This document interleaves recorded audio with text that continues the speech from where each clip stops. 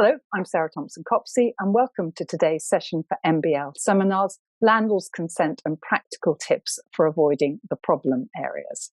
We're going to be looking today at landlord's consent within the context of leases.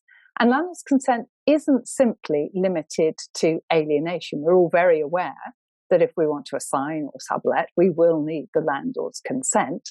And we're also probably aware of the fact that we'll need landlord's consent for at least some alterations. But we're going to be looking at slightly more than that. Today, we're going to be looking at alienation, so assigning, subletting, parting with possession, for example, carrying out alterations where landlord's consent is required, and change of use, something that I think we're going to probably see quite a bit more of going forward, particularly when you think about leases for properties within town centres, leases that are currently retail use, and perhaps there might wish to be a different type of use, leases that are office use. And again, given the changing nature of town centre market, we may see a need to change from office use, particularly as more of us are still working from home.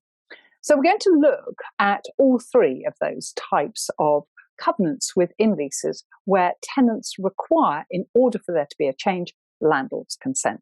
We're going to be looking at the restrictions and what they mean. We're going to be looking at the impact of statute. And indeed, we're actually going to be looking at where the consent is actually needed.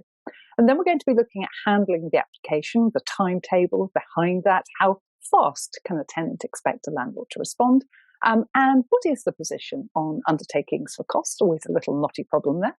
And then we'll be looking at reasonableness of the landlord refusing consent, but perhaps more typically, reasonableness of any conditions the landlord might seek to impose on the granting of consent.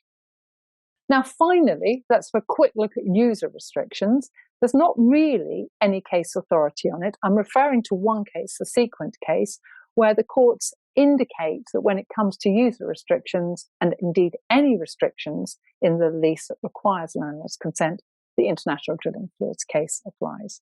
But when it comes to user, it's much more what I'd call free market. You can have an absolute restriction.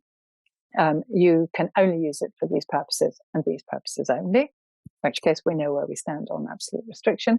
You can have a qualified restriction. You can only use it for these purposes, or you can use it for any other purpose, subject to my consent, or you can use it for these other purposes, subject to landlord's consent. And there's no implication that the consent will not be unreasonably withheld. In most modern leases that have restrictions on user clauses subject to landlord's consent, you have the words consent not to be unreasonably withheld.